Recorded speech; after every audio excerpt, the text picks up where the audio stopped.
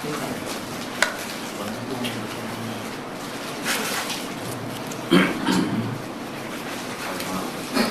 billahi samil alim minasyaitonir rajim. Bismillahirrahmanirrahim. Assalamualaikum warahmatullahi wabarakatuh. Alhamdulillahi wa kafa. Wassalatu wassalamu ala nabiyil mustafa wa ala alihi wa ashabihi ahli sidqi wal wafa. Ashhadu an la ilaha illallah wahdahu la syarika lah wa ashhadu anna sayyidana wa nabiyyana Muhammadan abduhu wa rasuluhu la nabiyya ba'dah. Allahumma salli wa sallim ala nabiyyina wa maulana Muhammadin wa ala alihi wa ashabihi wa man tabi'ahu bi ihsanin ila yaumiddin, amma ba'd. Subhanaka la ilma lana illa ma 'allamtana innaka antal alimul hakim. Rabbana zidna ilma warzuqna fahma. Amin ya rabbal alamin. Ma'asyiral muslimin, jamaah yang dimuliakan oleh Allah Subhanahu wa taala. Pertama-tama marilah kita panjatkan puja dan puji syukur kita kepada Allah atas limpahan nikmat-Nya. Di siang ini kita dapat kembali bermuajahah di majlis atau musolah yang mulia ini untuk sama-sama kita membahas hadis-hadis dari Nabi kita Muhammad sallallahu alaihi wasallam. Salawat dan salam tak lupa kita sampaikan kepada kedua hasanah kita, tauladan kita, Nabi kita Muhammad sallallahu alaihi wasallam, dan semoga Allah limpah-limpahkan pula kepada keluarganya, kepada sahabatnya dan segenap pengikutnya hingga yaumul qiyamah. Baik jamaah yang dirahmati Allah Subhanahu wa taala, kita membahas hadis yang ke-10 ya. Judulnya itu adalah halal dan baik syarat diterima segala apa yang kita lakukan. Ya.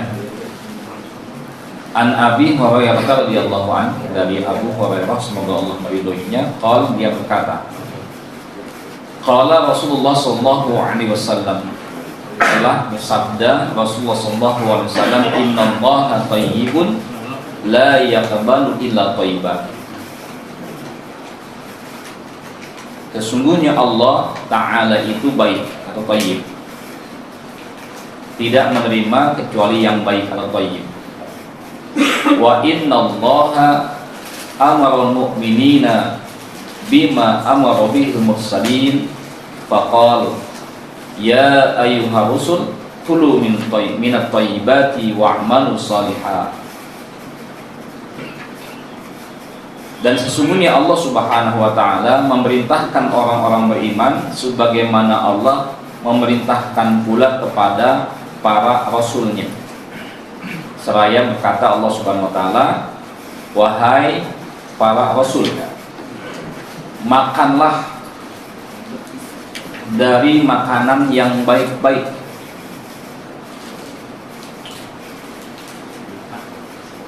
dan kerjakanlah amal saleh. Ya. Wa qala ta'ala, dan Allah juga berfirman. Yang pertama ini Al-Mu'minun ya, Al-Mu'minun ayat 51. Kemudian yang kedua adalah ya ayyuhalladzina amanu kulu min thayyibati ma razaqnakum. Wahai orang yang beriman, makanlah dari yang baik-baik apa yang sudah kami berikan kepadamu. Ini Al-Baqarah 172. Summa dzakara ar-rajula yutilu safara as'asa aghbara yamuddu yadayhi ila as-sama'i ya rab ya rab wa mat'amuhu haramun wa mashrabuhu haramun wal malbasuhu haramun wa ghuzziya bil harami fa anna yustajabu lahu, rawahu Muslim. Lalu Nabi Muhammad sallallahu alaihi wasallam menceritakan kepada kita atau menyebutkan ada seorang yang sedang melakukan perjalanan ya, perjalanan jauh, safar ya. As'asa aghbara, sampai rambutnya kusut, akbarah, berdebu wajahnya. Yamudu yadaihi ilas sama, kemudian dia mengangkat atau menengadahkan kedua tangannya ke langit sambil berkata, wahai Rabbku, wahai Rabbku, wahai Tuhanku, wahai Tuhanku. Padahal makanannya haram, minumannya haram, pakaiannya haram, dan ia dikenyangkan dari yang haram. Bagaimana mungkin doanya bisa terkabul? Ini hadis riwayat Muslim. Ini ya.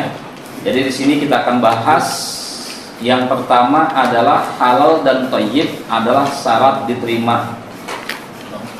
Ya, diterima apa saja? Pertama, perbuatan kita. Jadi kalau kita melakukan amal soleh, sholat misalkan gitu ya, kita dalam tubuh kita ini banyak makanan haram yang masuk.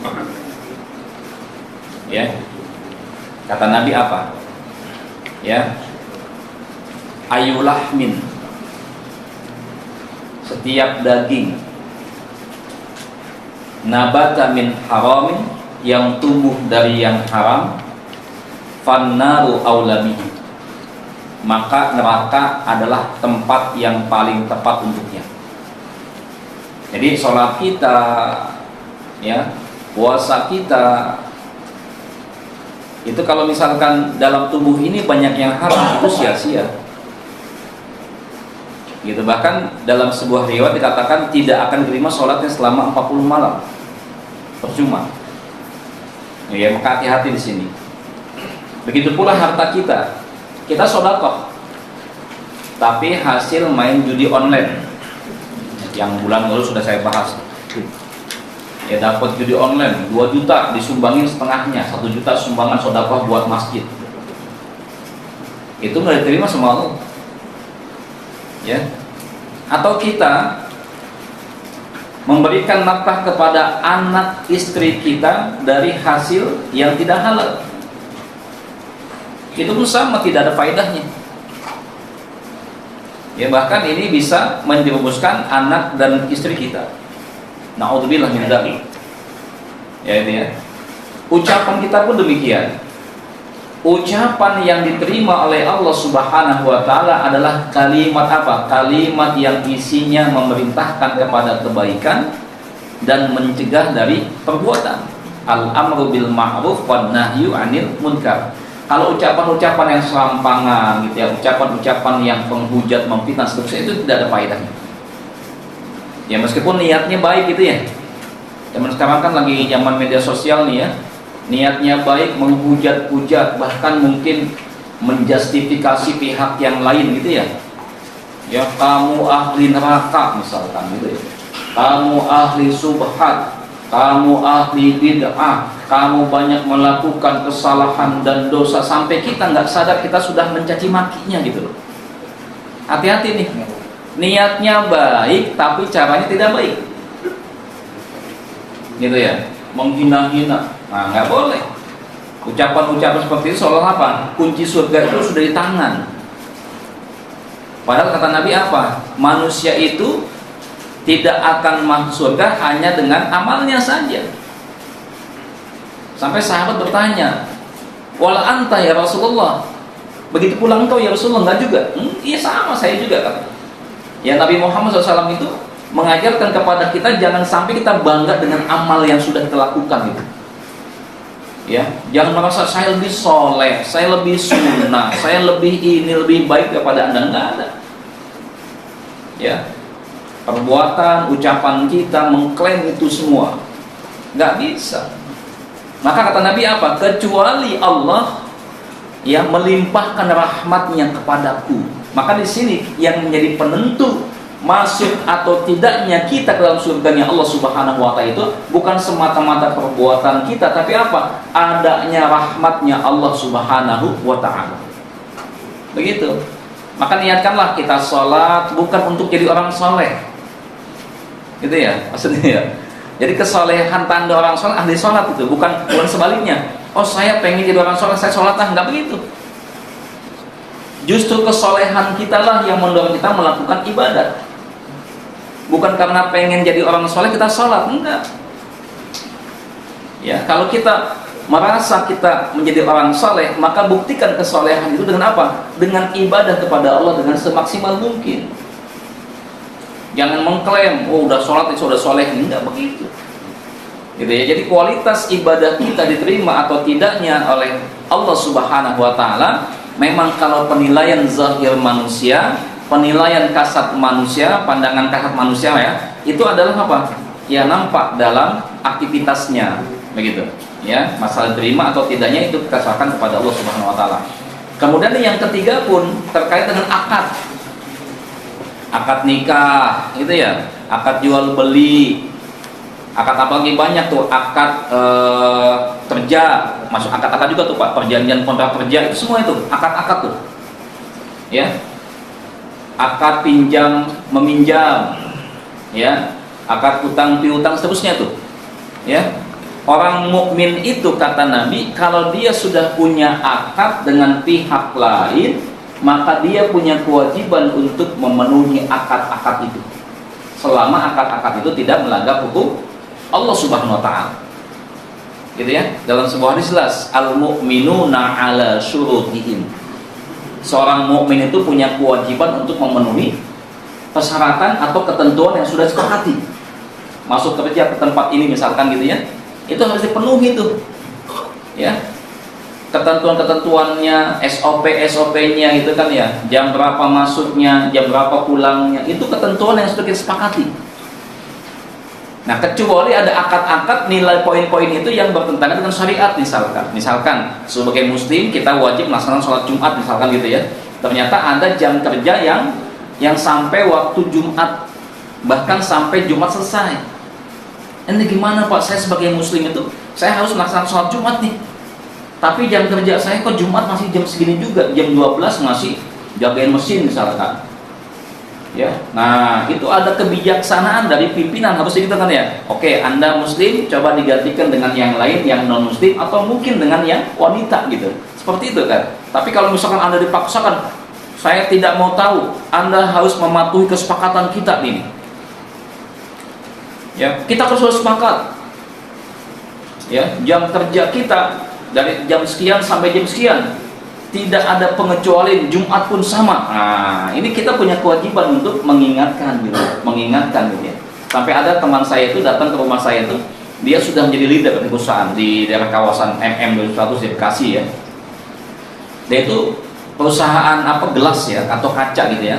Itu kan ada mesin yang nggak bisa tinggalkan Pak. Dia sudah leader di land itu gitu. Sampai dia bilang, bagaimana Pak Ustadz ya, saya ini setiap Jumat gitu ya harus menjadwal kawan-kawan yang jagain mesin. Karena kalau mesin berhenti saja rusaknya luar biasa gitu kan. Harus jagain. Ya. Sampai Jumat pun sering kita tinggalkan. Saya tanya ke bapak itu, adakah yang non muslim? Tidak ada ini. Ya. Ada enggak pegawai wanita? Ada. Nah, saya bilang solusi tuh. Ya. Sholat Jumat paling lama 1 jam. Gitu kan ya, yang wanita setelah disampaikan kepada manajernya kekuh Pak, nggak mau tahu saya pokoknya, saya nggak bisa lagi bikin jadwal kerja, pokoknya andalah yang harus menjaga mesin itu. Tapi Pak kami harus sholat gitu kan. Ternyata sudah berjalan selama 2 tahun.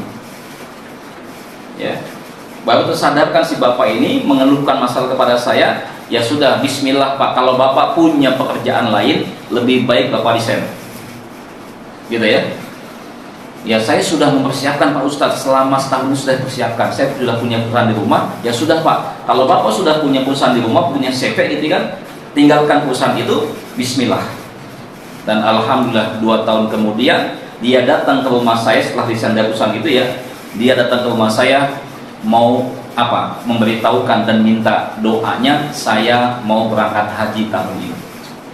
Kan luar biasa. Kenapa? Siapa yang meninggalkan sesuatu karena Allah, maka Allah akan menggantikan dengan yang lebih baik. Jadi jangan takut dengan hal ini gitu ya. Karena kita ingin mencari yang banyak, yang besar, tapi nggak halal gitu kan. Hati-hati nih. Itu ya, tapi jangan sembarangan juga. Ada juga yang nanya ke saya, Pak Ustadz, saya kerja di bank konvensional. Ini kan katanya subhat gitu ya, bunga bank, riba gitu kan. Saya pengen banget ke bank syariah, tapi susah banget dapatnya. Kan ada juga yang langsung memfatwakan apa, udah keluar dari bank itu, gitu kan ya. Nah, saya nggak demikian. Saya katakan apa? Kalau Anda bisa pindah ke divisi syariah, pindah. Ya, kalau belum ada pilihan alternatif setelah ini, ya bertahan dulu untuk satu saat gitu ya, sampai Anda mendapatkan pekerjaan yang lebih syar'i gitu kan. Seperti itu. Ya, dia pun bertahan karena dia posisi sudah leader, gajinya sudah lumayan tuh, udah 2 digit ya, lumayan Pak. Maka dia sudah meninggalkan. Gimana Pak Ustadz kalau saya keluar dari sini, anak istri dikasih makan apa gitu, bapak itu ya, dikasih nafkah bagaimana gitu kan, bertahan dulu saya bilang. Dan alhamdulillah setelah itu dia ya memiliki posisi yang lebih baik dan dia bisa ya mengambil pekerjaan yang lebih selamat, lebih syar'i. Seperti itu ya. Jadi pekerjaan kita akan seluruhnya termasuk keyakinan akidah. Hati zaman sekarang ya. Kemarin mungkin kita juga terkesima juga, ada yang terkejut, ada yang biasa-biasa saja, ada yang marah gitu ya ketika pimpinan dari Katolik ya datang ke Indonesia itu kan, coba lihat. Ada yang menyalahartikan toleransi. Kan itu ya. Toleransi kebablasan itu. Kelebihan ya menurut saya itu ya. Jadi ada yang mencium keningnya gitu kan, ada yang seorang wanita muslimah yang berhijab berjilbab nangis-nangis cium tangan kepada Paus Fransiskus, itu nggak boleh. Lebay itu nggak boleh itu. Ya, kalau mencium ikan paus nggak apa-apa gitu kan gitu ya, atau dicium ikan paus nggak apa-apa gitu. Tapi kalau Pak Ustadz nggak apa-apa. Kamu nyium Pak Ustadz? cium tangan. Ya ini nggak boleh loh. Ya, jangan dengan alasan toleransi. Toleransi itu bukan antar akidah, tapi antar umatnya gitu kan. Kan udah jelas ya batasannya. Lakum dinukum waliyadin kan gitu. Ya kalau kita lihat asbab nuzul surat Al-Kafirun itu kan jelas. Ya, itu kan usaha yang dilakukan oleh para tokoh kafir Quraisy kepada Nabi Muhammad SAW supaya Nabi Muhammad menghentikan dakwah tauhid. Segala upaya sudah dilakukan, belum juga menghentikan Nabi Muhammad, tidak juga menghentikan Nabi Muhammad SAW. Akhirnya apa? Mereka pun mendatangi Nabi Muhammad dan mengatakan, ya Muhammad, udahlah kita capek ribut mulu gitu kan. Kita kan udah sama-sama satu kabilah sebenarnya ini. Ya kan kayak Abu Lahab kan Bani Hashim juga tuh, pamannya Nabi Muhammad kan ya. Abu Lahab itu kan. Ya. Kalau kita lihat lagi silsilahnya masuk Sufyan, terusnya itu masih satu kabilah dengan Nabi kita Muhammad SAW gitu kan. Nah, akhirnya udah kita damai aja dah. Gimana gini? Ya. Kamu menyembah Tuhan kami selama setahun. Ya, tahun depannya kami akan menyembah Tuhan kamu, gitu kan. Jadi ada negosiasi gitu ya, lobby katanya apa, damai itu indah gitu kan. Tapi Nabi Muhammad tidak mau. Ya, ditambah dengan turunnya surat Al-Kafirun tadi, kul ya ayyuhal kafirun la a'budu ma ta'budun wala antum 'abiduna ma a'bud wala ana 'abidu ma 'abadtu wala antum 'abiduna ma a'bud lakum dinukum waliy. Jelas sekali nih. Ya, jadi toleransi itu kalau kita buka kamus besar bahasa Indonesia, toleransi itu maknanya apa? Membiarkan, membolehkan, ya, menghargai. Udah, bukan mengikuti, bukan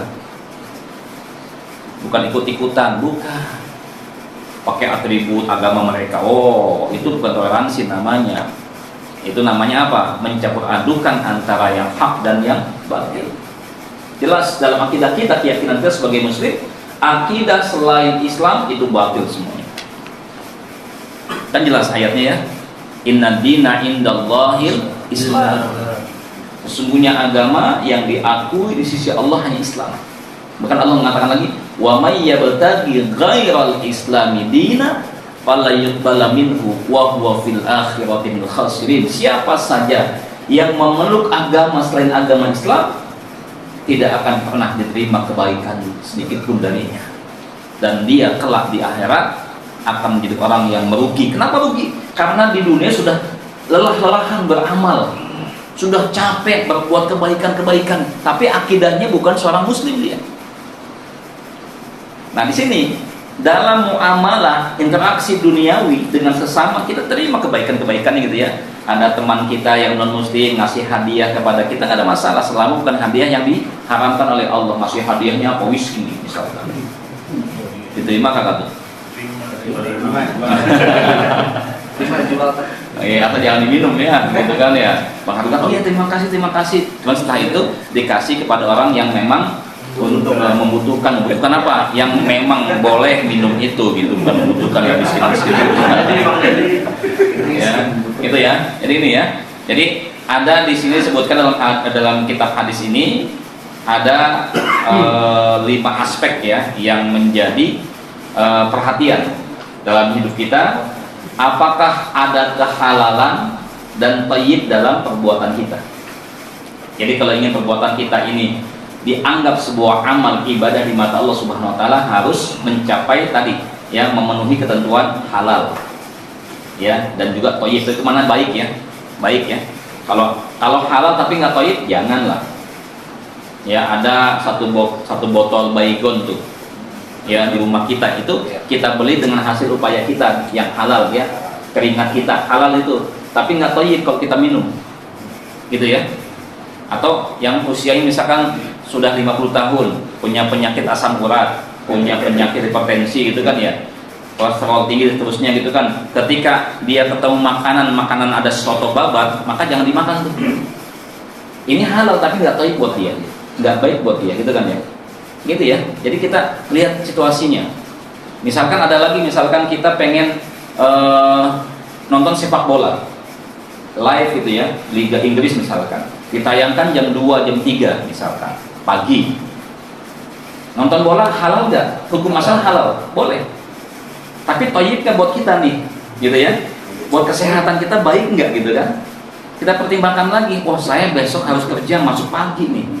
Kalau saya begadang nonton bola jam 2, jam 3 gitu ya, kan itu bisa 2 jam itu ya durasi pertandingan kan ya. Apalagi kalau sampai ada injury time segala macam, ada tambahan extra time, itu kan tambahan lagi tuh. Apalagi sekarang kan kalau babak kedua biasa tambahan bisa 10 menit segala macam tuh ya, tambahan panjang-panjang karena ada itu ya.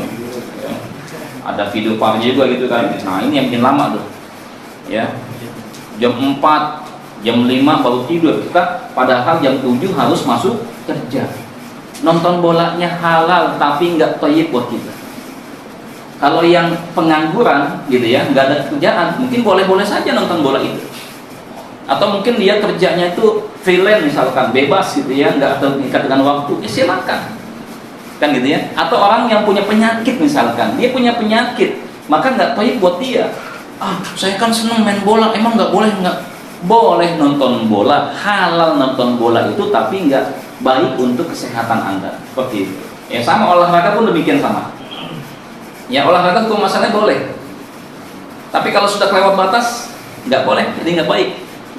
Begadang tengah malam gitu kan ya, paginya langsung nge-gym misalkan, apa yang terjadi? Jantung nanti bahaya gitu kan. Ya ada teman saya di Bekasi, Tambun itu, di Cibitung lah, bukan Tambun, Cibitung ya.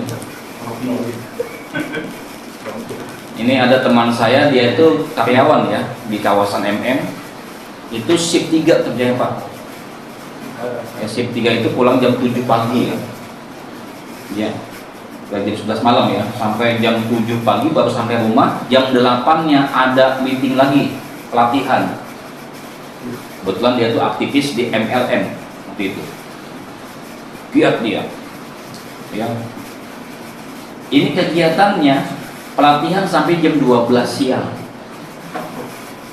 Ya. Jam 12 siang habis zuhur dia ini Pak, prospek lagi cari customer gitu kan. Sampai asar, pulang ke rumah asar. Begitu sampai rumah Pak, langsung jatuh pingsan. Koma selama 8 bulan.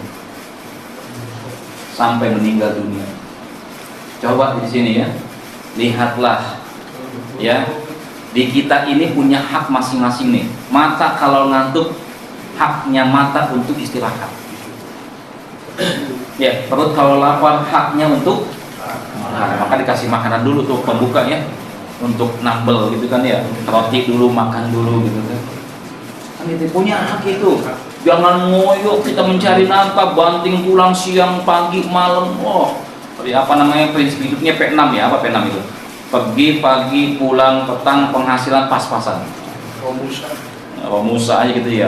Allah, kasihan badan kita ini butuh istirahat. Begitu ya. Jadi jangan hanya halalnya saja, kerjakan bagus Pak Ustadz, cari nafkah itu yang bagus. Itu bagus nih. Tapi lihat baik gak buat kesehatan kita, jangan ngoyo gitu. Ya.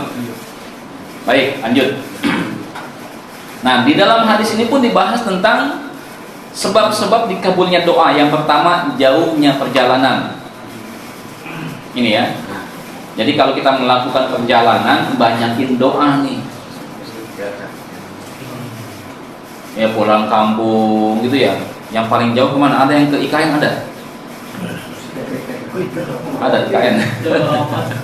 Jauh amat IKN ya. Ya mungkin ya. Ya. Ada yang ke mana? Paling dekat mana? Bekasi ya. Tambun ya, paling dekat ya. Pak Ali, Tambun Bali ya. Ya. Ini subhanallah, jauhnya perjalanan ini adalah ya waktu di mana dikabulnya doa oleh Allah Subhanahu wa taala. Jadi antum kalau misalkan berangkat dari tempat dari rumah nih, pulang kerja gitu kan ya. Aduh, jangan-jangan nanti bos marah-marah gitu kan. Sepanjang perjalanan doa saja zikir kepada Allah. Ya Allah, lapangkan urusan saya ya Allah. Mudah-mudahan nanti ketemu bos wajahnya tersenyum ya Allah, begitu.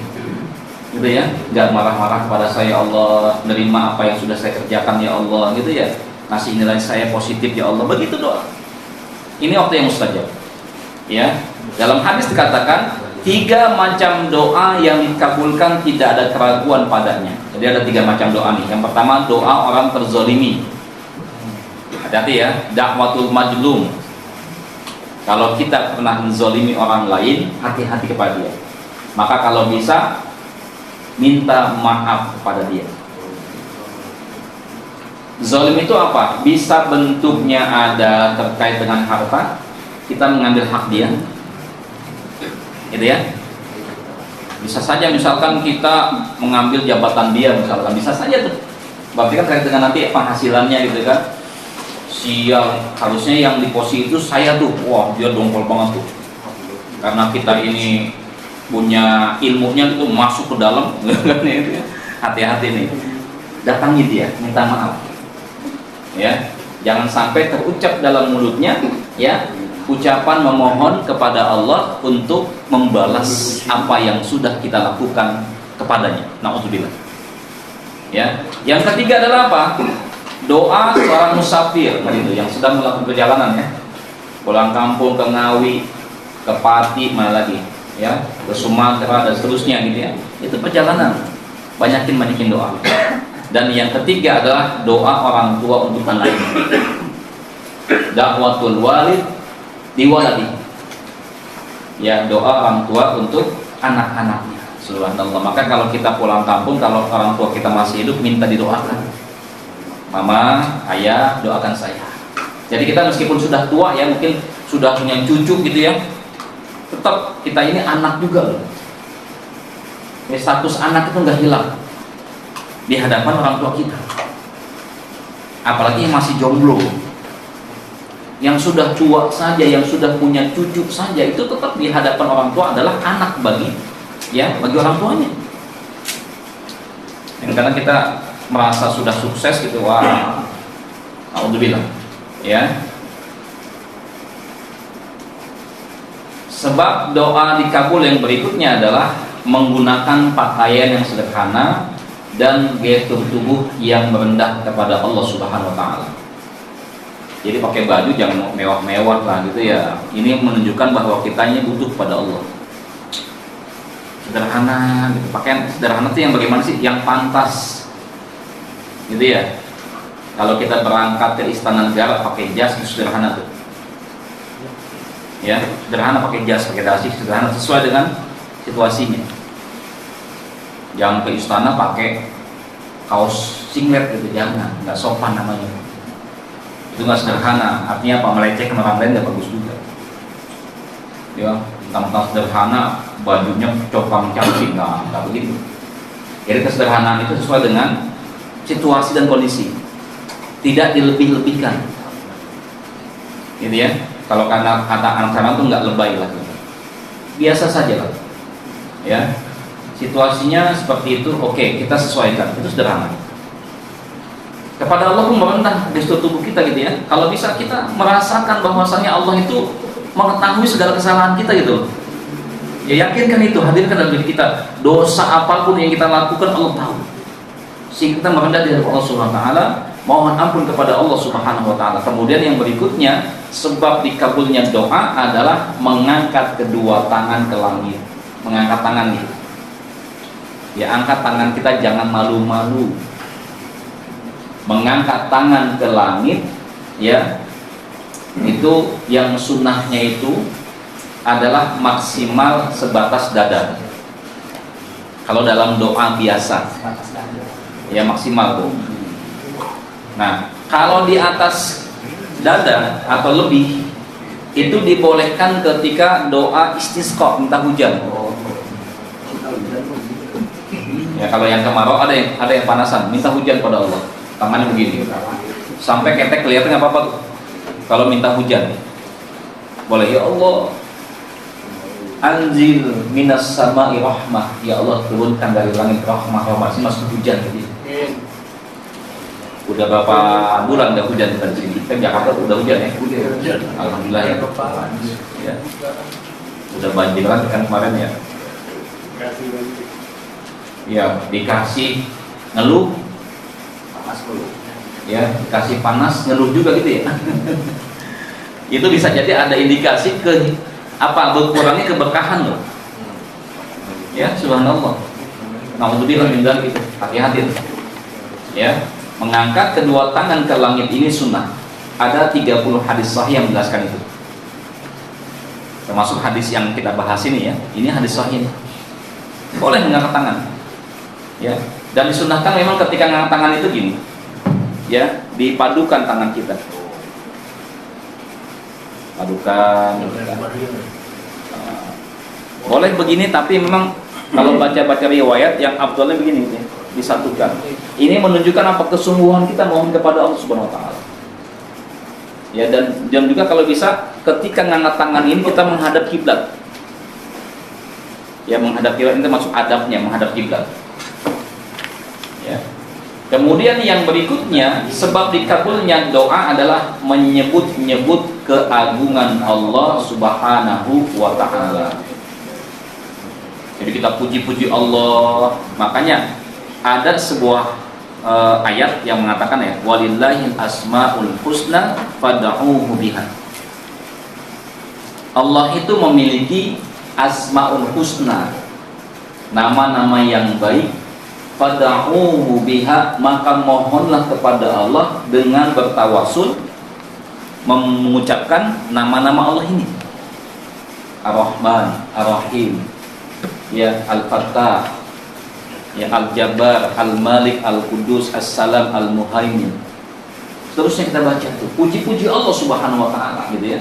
Ini akan menjadi sebab doa kita dikabul oleh Allah Subhanahu wa taala. Kan kita ingin ya, doanya kayak di film gitu. Malam doa, paginya udah langsung dikabulin. Ada gitu ya di Indonesia ya. Oh, film apa tuh? Ada. Tangga Dori. Ya Allah. Ya. Kalau saya ini doa udah bertahun-tahun doa buat kabulin gitu ya. Ya ada di film doang emang banyak kan ya. Tapi ada loh, subhanallah. Ada seorang ulama, jangankan doanya, sendalnya aja itu bisa menjadi wasilah menakutin setan. Ya. Kalau saya baca itu adalah Imam Abu Hanifah. Ya, ini Abdul Qadir Jailani pun wali-waliullah ya. Imam Abu Hanifah itu ketika di rumahnya banyak tamu, dia kedatangan tetangga, ngasih tahu, wahai imam, tolonglah saya. Kenapa? anakku kemasukan jin gitu, kesurupan, tolonglah bantu gitu ya. Tapi kata imam apa? Ini saya di rumah, saya banyak tamu, nggak mungkin saya tinggalin nih. Ya deh gini aja deh, sebelum saya datang ke sana, ini bawa sendal saya. Ya, bawa sendal saya. Ya, kasih tahu kepada jin itu bahwasannya ini sendalnya Abu Hanifah dan akan datang setelah ini. Si bapak ini kaget juga itu, sendal doang. Iya, sendal lagi. Dibawa sendal. Begitu sampai rumah si bapak, ngomong langsung di hadapan jin, jin yang ada dalam tubuh anakku, tahuilah ini adalah sendalnya Imam Abu Hanifah. Sebentar lagi dia akan datang. Kata jin itu, ampun, saya akan pergi dari sini. Langsung itu sadar anaknya itu. Subhanallah ya, itu sendalnya Imam Abu Hanifah. Belum doanya melapatkan ya, mulutnya melapatkan doa gitu. Subhanallah ya. Ada lagi peruqyah itu udah baca ayat kursi, Yasin. Wah, kata saya kan ya, baca yang banyak katanya.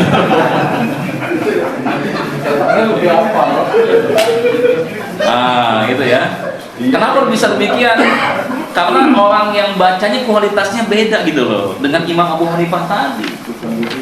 Ya, ini lebih banyak hafalannya. Ya, ada ulama ya, subhanallah nih, yang betul-betul dia akidahnya kuat kepada Allah Subhanahu Wa Taala, ya doanya sangat dikabul Allah Subhanahu Wa Taala.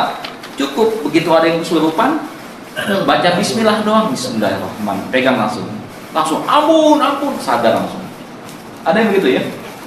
Itu ya. Makanya penting kita nih, kita agung-agungkan Allah Subhanahu Wa Taala. Salah satu sebab doa kita dikabul. Yang berikutnya adalah mengulang-ulang doa. Diulang-ulang doa itu.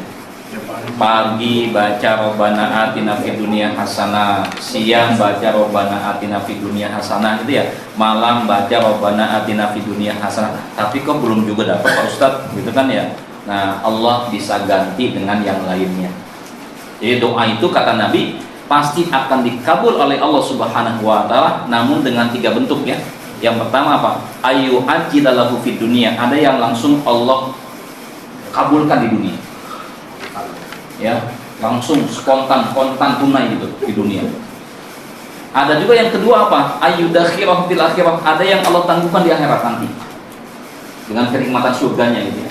Yang ketiga apa? Ayu kafira anhu ya min dzunubihi, doa itu pun bisa menjadi wasilah dihapusnya dosa-dosa kecil kita. Subhanallah, dosa kita banyak kayak dosa mata gitu kan ya.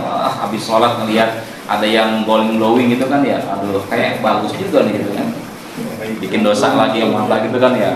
Gitu ya. Maka minta ampunlah kepada Allah ya, di antara wasilahnya adalah dengan memperbanyak doa kepada Allah Subhanahu Wa Taala. Yang terakhir adalah terkait penyebab tertolaknya doa. Yang menyebabkan doa kita ditolak oleh Allah apa? Makan dan minum yang haram. Nah coba nih ya, kalau pengen doa kita mantep gitu loh, makbul, habis doa ada nasi kebuli gitu kan ya, ya kan, kabul jadi kebuli gitu ya, pas maulid Nabi itu, ya langsung ada. Makanya di sini makan dan minuman yang haram ini penghalang nih, ya. Imam Syafi'i pernah menginap di rumahnya Imam Hambali, Ahmad bin Hambal, menginap di situ. Begitu disiapkan makan malam, subhanallah, Imam Syafi'i itu makannya banyak, semangat makannya. Sampai putri daripada Imam Ahmad bin Hambal bertanya-tanya lah, seorang imam biasanya makan sedikit, kok malam ini makan banyak banget gitu kan. Maka besok pagi tanyakan ya kepada ayahandanya Imam Ahmad bin Hambal, ya ayahandaku, kenapa tadi malam Imam Syafi'i makannya banyak banget, tolonglah engkau tanyakan kepada beliau. Maka jawaban Imam Asy-Syafi'i apa? Karena aku yakin makanan yang engkau siapkan itu adalah makanan yang halal. Gitu. Ya, karena orang soleh yang menjadi tuan rumahnya itu Imam Ahmad bin Hambal gitu ya. Nah, yang menyebabkan doa kita tertolak lagi apa? Pakaian kita yang haram nih. Ya, na'udzubillah min dzalik ya. Menggunakan fasilitas kehidupan dari yang haram, kendaraan kita, tempat tinggal kita dan lain-lainnya. Jam tangan kita, cincin kita, kacamata kita. Nah, semuanya tuh Itu menjadi penghalang tuh. Ya, kita berdoa dengan kondisi demikian, kata Allah, apa kata Nabi, fa'anna yustajabu lahu. Bagaimana bisa dikabulkan doanya? Tangannya udah ngangkat ke atas, minta kepada Allah. Ya, tapi biasa kenyang dengan yang haram, itu hati-hati makanya nih. Ya, yang haram itu bukan hanya asal usulnya, tapi apa? Zatnya ya.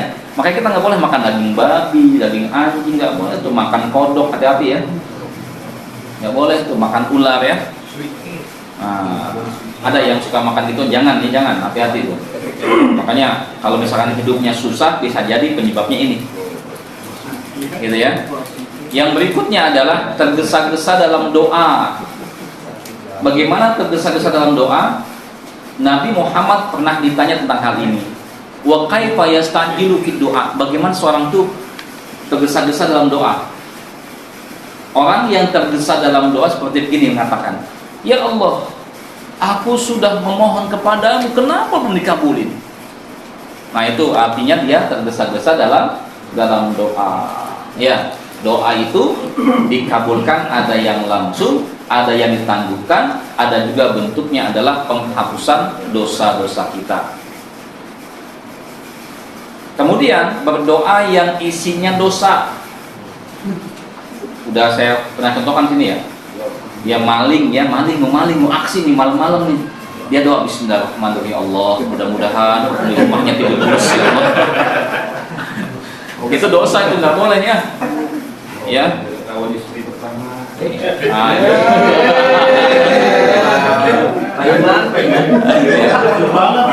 Yang kayak gitu insya Allah nggak dikabulin sama Allah. Karena kenapa? Dosa isinya gitu. Ya, dosa isinya. Makanya nggak boleh kita mau berbuat dosa baca bismillah, nggak boleh itu. Bukan lagi makruh tapi nggak boleh, haram itu. Sama aja apa? Pelecehan kepada ya agama, penghinaan kepada Allah Subhanahu wa taala gitu kan. Ya. Yang berikutnya berdoa memutuskan silaturahim, itu nggak boleh juga. Misalkan begini, ya, ada seorang keponakan misalkan ya, dia ini punya paman ini sebatang kara, tidak punya ahli waris kecuali dia gitu ya. Dia doa kepada Allah, ya Allah, mudah-mudahan cepat-cepat mati paman saya, supaya harta warisan cepat datang ke saya gitu kan. Itu nggak boleh itu, ya, itu nggak boleh, durhaka seperti itu ya. Jadi intinya ya doa itu harus isi yang baik-baik, yang halal, yang baik gitu ya. Insya Allah ya doa kita akan diijabah oleh Allah Subhanahu wa taala. Baik jamaah yang dirahmati oleh Allah Subhanahu wa taala. Ini ya, saya kira cukup sekian yang dapat saya sampaikan pada kesempatan siang hari ini. Mudah-mudahan hadis yang ke-10 ini bisa menjadi panduan untuk kita semuanya ya. Terutama kita bisa memperhatikan makanan kita ya, fal yanzur insanu ila ta'amih ya. Allah memberitakan pada kita gitu ya, hendaknya setiap kalian ya manusia itu memperhatikan kepada makanannya ya. Anna sababnal ma'a sabba, sesungguhnya kamilah yang menurunkan air gitu kan ya. Artinya ini air semuanya makanan sudah Allah siapkan untuk kita ya, untuk kebaikan kita, maka dapatlah dengan cara yang baik dan gunakanlah untuk hal-hal yang baik. Wallahu a'lam bishawab. Assalamualaikum warahmatullahi wabarakatuh.